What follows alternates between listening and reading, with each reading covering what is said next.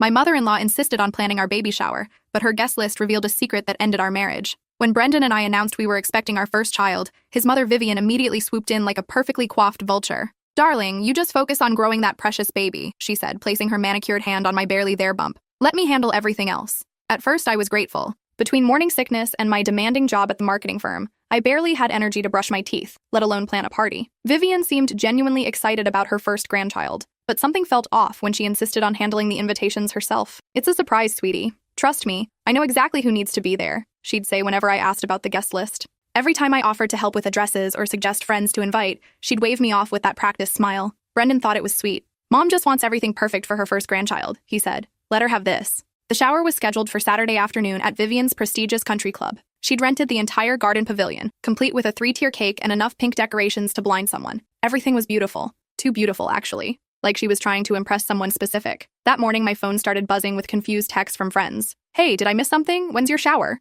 My college roommate Jessica wrote. "I thought we were close. Congratulations anyway," texted my work friend Maria. My stomach twisted. I called Vivian immediately. "Oh, honey, space was limited at the club," she said smoothly. I had to prioritize family and Brendan's important business connections. Important business connections? For a baby shower? When we arrived at the club, I felt like I'd walked into someone else's party. I recognized exactly 3 people: my mom, my sister Rebecca, and Brendan's Aunt Helen. The other 25 guests were complete strangers to me. Well-dressed women in their late 20s to early 30s, all impeccably styled, all blonde, all stealing glances in my direction. "Who are all these people?" I whispered to Brendan. He looked just as confused. "I thought they were your friends. Mom said she'd invited your social circle." During the gift opening ceremony, I noticed something odd. Every single present had a card signed with unfamiliar names: Delilah, Cassandra, Rochelle, Lauren, Tiffany, but the handwriting on all of them looked identical. The same looping cursive, the same black ink pen. Someone had written all these cards themselves. That's when a woman with platinum blonde hair approached me. She wore a designer dress that probably cost more than my monthly rent. "Congratulations, dear," she said with a smile that didn't reach her eyes. "I'm Delilah Morrison. We have so much to catch up on." "I'm sorry, have we met?" I asked. Her smile faltered. "Brendan never mentioned me? That's interesting." Before I could respond, another woman joined us, a redhead with dark roots. "This is incredibly awkward," she said flatly. "He told us you knew about everything." My blood ran cold. "Knew what?" I managed to ask. The blonde woman, Delilah, exchanged a meaningful look with her friend. "About the support group, sweetheart." "What support group?" "The one for Brendan's other women," she said matter-of-factly. Vivian started it after wife number 2 couldn't handle the transition. The world tilted sideways. Wife number 2? That's when I really looked around the pavilion and realized what I was seeing. 25 women, all blonde or recently blonde, all around my age, all watching me with a mixture of pity, recognition, and something that looked like relief. "You're wife number 4, the redhead said gently. "I'm Cassandra Hayes, wife number 3, divorced 8 months ago when I found out about the others." My legs nearly gave out. I grabbed the back of a chair to steady myself. "4 wives?" I whispered. "That we know of," Delilah said. "There might be more who haven't found our little support network yet." I looked around desperately for Brendan. He was across the pavilion, deep in conversation with his mother, completely oblivious to the bomb being dropped on his pregnant wife. "The first wife was Tiffany Chen," Cassandra explained. "Married right out of college. She lasted 2 years before she found out about Lauren." "Lauren Martinez was the second," added another woman. "That's when Vivian started the support group." My hand instinctively went to my stomach. "I'm 4 months pregnant." The women exchanged knowing looks. "So was Lauren when she found out about me," Delilah said softly. "And I was 5 months pregnant when I discovered Cassandra existed." "What happened to the babies?" I asked, dreading the answer. "Miscarriage from the stress," Delilah said, her voice flat with old pain. "The doctors said it was the shock and emotional trauma. Cassandra wasn't so lucky, or unlucky, depending on how you look at it." Cassandra pulled out her phone and showed me a picture of a beautiful little girl with curly blonde hair and Brendan's unmistakable green eyes. "Emma just turned 3 last month. Brendan hasn't seen her since our divorce was finalized. Vivian sends money sometimes. Guilt payments, I call them. But she's made it very clear that I'm not welcome in their family anymore." The pieces of my life started falling apart like a house of cards. Brendan's frequent business trips that seemed to have no clear purpose. The way he guarded his phone like it contained state secrets. How he'd convinced me to move across the country from my family in Oregon, saying his business opportunities were better here in Chicago. "He's still legally married to Lauren," another woman said quietly. She was tiny and looked exhausted, with dark circles under her eyes. "I'm Rochelle Kim. Their divorce was never finalized. Something about paperwork complications that Brendan kept creating." The ground beneath me shifted. "That means our marriage isn't even legal." "None of ours were," Delilah confirmed grimly, "except Tiffany's. She was the only legitimate wife. The rest of us were just accessories." I felt physically sick. "How long has this been going on?" 12 years, Cassandra said. "Since he graduated college. Vivian keeps track of all of us in a little leather notebook she carries in her purse. She calls it her daughter-in-law management system, like we're inventory to be tracked. She invited us here to meet you, Delilah explained, to officially welcome you to the sisterhood of Brendan's victims. She does this every time he gets a new woman pregnant. It's her twisted idea of transparency. Why didn't anyone try to warn me before this? I asked. We tried, Rochelle said earnestly. Remember the woman who approached you at the Whole Foods 3 months ago? That was me. I remembered now. A frantic-looking woman had cornered me in the produce section, insisting she knew my husband. I'd assumed she was some jealous ex-girlfriend and had hurried away. And the anonymous letter you received 2 months ago?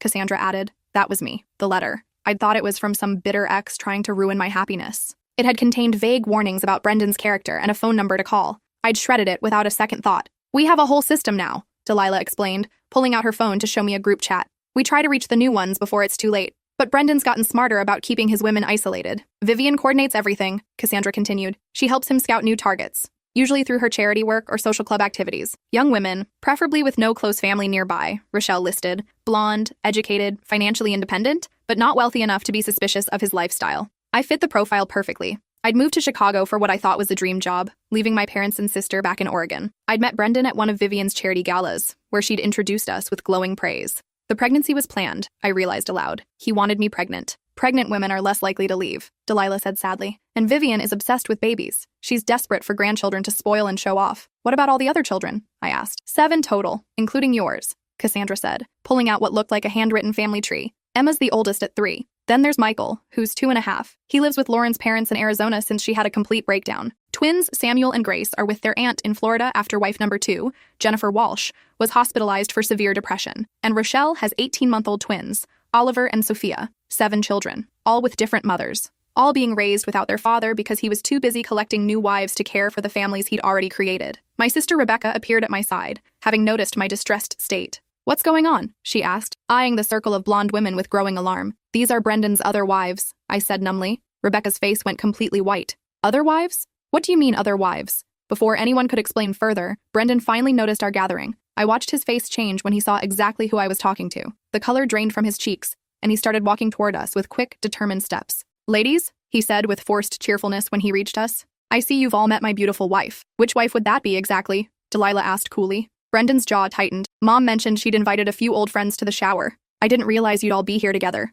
Surprise, Cassandra said dryly. We brought gifts. She handed me a thick manila envelope. Inside were photocopies of marriage certificates, divorce papers, birth certificates, hospital records, and court documents. A complete paper trail of Brendan's 12-year pattern of deception. The private investigator we hired put this together, she explained while Brendan tried to grab the envelope. Every woman deserves to know exactly what she's dealing with. Brendan managed to snatch some papers, but Rebecca quickly stepped between us. Don't you dare touch her, she warned. This is absolutely ridiculous, Brendan said, his facade finally cracking. These women are bitter and jealous because they couldn't handle sharing me with my business responsibilities. Moved on? Rochelle laughed bitterly. You're still sending me court-ordered child support for twins you've never bothered to meet. You've never even asked their names. Vivian appeared beside her son like she'd been summoned, her face tight with annoyance. Girls, please don't make a scene, she said sharply. This is supposed to be a joyful celebration. A celebration of what? I asked, finding my voice. Your son's 4th bigamous marriage? Now, dear, bigamy is such a harsh legal term, Vivian said dismissively. Brendan is simply a man who loves deeply. Some people are meant to have expansive hearts. Love? Delilah scoffed. Your son is a serial predator who uses you to enable his behavior. Vivian's composure cracked slightly. I've tried to make amends. The support group, the monthly checks, helping with legal fees. You help him find new victims, Cassandra interrupted. You scout them at your charity events and social clubs. You research their backgrounds to make sure they fit his preferred profile. The other shower guests had started to notice the commotion. Several elderly women in expensive jewelry were whispering and pointing. My mom and Brendan's Aunt Helen approached with confusion and growing concern. What in the world is happening here? My mother asked. I'm finding out that my marriage isn't legal, I said, my voice cracking. And I'm pregnant with a child whose father already has 7 other children with different women that he doesn't support. My mother's face went through several emotions before settling on pure rage. She turned to Brendan with fire in her eyes. You lying, manipulative son of a bitch, she said with deadly calm. How could you do this to my daughter? How could you look me in the eye at family dinners and pretend to be a loving husband? Mrs. Patterson, please calm down, Brendan said desperately. There's been a serious misunderstanding here. The only misunderstanding, my mother cut him off, is thinking you could get away with this forever. Did you really believe none of these women would ever find each other? I looked around at the faces surrounding me, the other wives, watching with sympathy and solidarity, my family radiating protective anger, the country club guests, whispering and taking pictures. And at the center, Brendan and Vivian finally caught in their web of lies. I want to go home, I said quietly. Of course, sweetheart, Rebecca said, putting her arm around me. Let's get you out of here. As we gathered my things, Delilah pressed a business card into my hand. We meet every Thursday evening at 7, she said quietly. Coffee shop on 5th Street called Grounded. You don't have to go through this alone. I nodded, unable to speak through the tears. What about all the lovely gifts? Vivian called after us as if baby shower presents were the priority. Keep them, I said without turning around. Consider them payment for the criminal defense attorney I'm about to hire. The drive back to his downtown apartment was a blur of tears, phone calls, and planning. Rebecca drove while talking to our dad, who immediately started looking up flights. My mother called her attorney friend for referrals. Everyone sprang into action while I sat in shocked silence, processing the magnitude of Brendan's deception. The apartment felt different when we walked in. The photos on the walls of our happy life together now looked like evidence in a crime scene. The nursery we'd been preparing felt like a monument to my naivety. Rebecca helped me pack while we waited for my parents. She found Brendan's home office unlocked and discovered a filing cabinet full of disturbing documents. Bank accounts I'd never heard of. Life insurance policies on women I now knew were his other wives. A detailed calendar system tracking when each woman was ovulating. This is so much worse than just bigamy, Rebecca said, photographing everything. This is systematic fraud and possibly identity theft. That evening, as I sat in a hotel room near the airport with my family, Brendan came looking for me. Hotel security footage would later show him pacing in the lobby for hours, making increasingly frantic phone calls. He finally got through to my phone around midnight. We need to talk, he said, desperation and anger in his voice. I think we're past talking, I replied, not looking up from the legal documents. Unless you want to explain how you married 4 different women while only divorcing one. Those women poisoned you against me, he said, launching into what sounded rehearsed. They're bitter because they couldn't handle the complexity of loving someone like me. I have a big heart, and they couldn't understand that love doesn't have to be possessive. Love? I laughed without humor. Brendan, you committed fraud. Multiple times. This isn't about free love. You're a criminal who lies to women to get them pregnant and then abandons them. I never abandoned anyone, he protested. I provide financial support. I make sure everyone is taken care of. When's the last time you saw Emma? Or Michael? Or any of the twins? I asked. When's the last time you changed a diaper or stayed up all night with a sick child? He had no answer. You don't love us, I continued, my voice getting stronger. You collect us. Like trophies or vintage cars. Something to possess and show off when convenient, then store away when you're busy with the next acquisition. And your mother helps because she's addicted to playing grandmother to children whose mothers you systematically destroy. The line went quiet. I love you, he said finally, his voice small. I love all of you. I know that's hard to understand,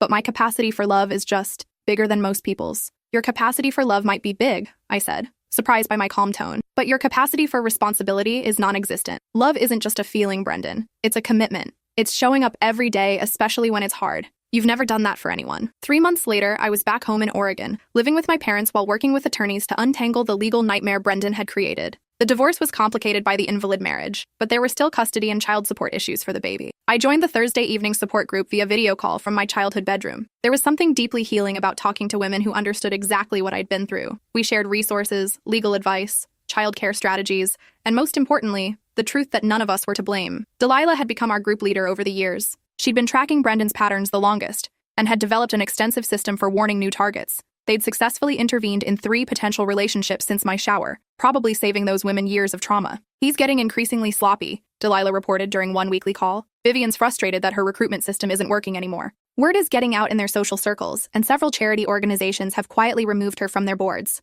The support group had also connected with wives we hadn't known about. 2 more women came forward after seeing news coverage. The total count was now 6 wives and 9 children, with more potentially undiscovered. During our meetings, I learned the full scope of what Brendan and Vivian had been doing. They'd developed an intricate system over 12 years, with Vivian serving as talent scout, relationship coordinator, and damage control specialist. Tiffany, the first wife, shared her story during one particularly emotional session. I thought I was going crazy, she said. Brendan would disappear for days, claiming business trips, then come back with elaborate explanations. When I found women's clothing that wasn't mine in our closet, he convinced me I was having memory problems from stress. Lauren, wife number 2, had been recruited through Vivian's book club. She befriended me for months before introducing Brendan, Lauren explained. She knew I'd just moved to town for work, had no local support system, and was struggling financially. She positioned Brendan as this successful businessman who could provide stability. The pattern was always the same. Vivian would identify vulnerable women, usually recent transplants to Chicago, financially independent but not wealthy, typically working in creative or service fields where irregular schedules seemed normal. She'd cultivate friendships through her various social activities, learning about their backgrounds, family situations, and emotional vulnerabilities. Then she'd engineer a chance meeting with Brendan at one of her events. He'd sweep them off their feet with lavish attention, expensive gifts, and promises of a perfect future together. The relationship would move quickly, usually engagement within 6 months and marriage within a year. He's incredibly convincing, Jennifer, wife number 2, shared during one call. He makes you feel like you're the most important person in the world. He remembers every detail you tell him, surprises you with thoughtful gestures, introduces you to his successful friends. By the time you're married, you're completely dependent on him emotionally and often financially. The pregnancies were always planned, though the women didn't realize it at the time. Brendan would sabotage birth control or pressure for children with talk about how much he wanted to start a family. Once pregnant, the women were effectively trapped, emotionally invested, financially dependent, and isolated from their original support systems. I had terrible morning sickness with the twins, Rochelle shared. Brendan hired a housekeeper and convinced me to quit my job to focus on my health. I thought he was being supportive, but really he was making sure I couldn't leave easily. Vivian's role was crucial in maintaining the deception. She managed Brendan's complicated schedule,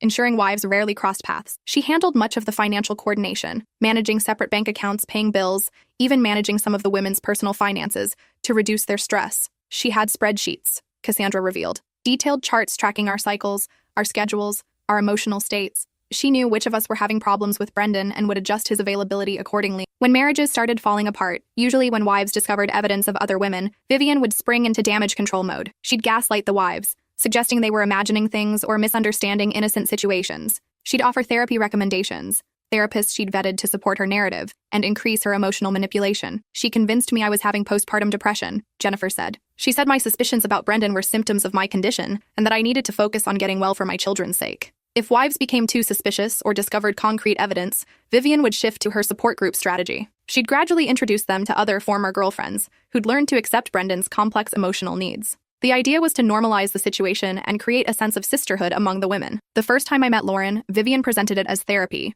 Delilah explained. She said Lauren had gone through similar jealousy issues and could help me work through my insecurities about Brendan's female friends. Some women bought into this narrative, especially those who were pregnant or had young children and felt trapped. But others, like Cassandra and Delilah, saw through the manipulation and began documenting evidence for legal action. That's when Vivian would get nasty, Cassandra said. She'd threaten custody battles, claim we were unfit mothers, say Brendan would fight for full custody if we tried to leave. She had lawyers on retainer who specialized in intimidating vulnerable women. The breaking point for many wives came when they realized the scope of Brendan's deception, not just multiple relationships, but the financial fraud, forged documents, and identity theft that supported his lifestyle. He had credit cards in my name that I never applied for, Lauren discovered. He'd been using my social security number to open accounts and take out loans. When I left him, my credit was destroyed. 6 months after the shower, I gave birth to Hope in a Portland hospital surrounded by my real family. Brendan appeared with flowers and tears, but I'd already filed restraining orders. I'll change, he promised through the glass of the NICU. I'll divorce the others properly. We can be a real family. You had 9 chances to be a real father, I told him. Hope makes 10. I'm not interested in giving you an 11th opportunity. Security escorted him out, and he never returned. Vivian tried a different approach, hiring expensive attorneys to demand grandparents' rights. But when the judge reviewed evidence of her active role in Brendan's deception, including testimony from 6 mothers and phone records showing her coordination of his activities, he dismissed her petition entirely.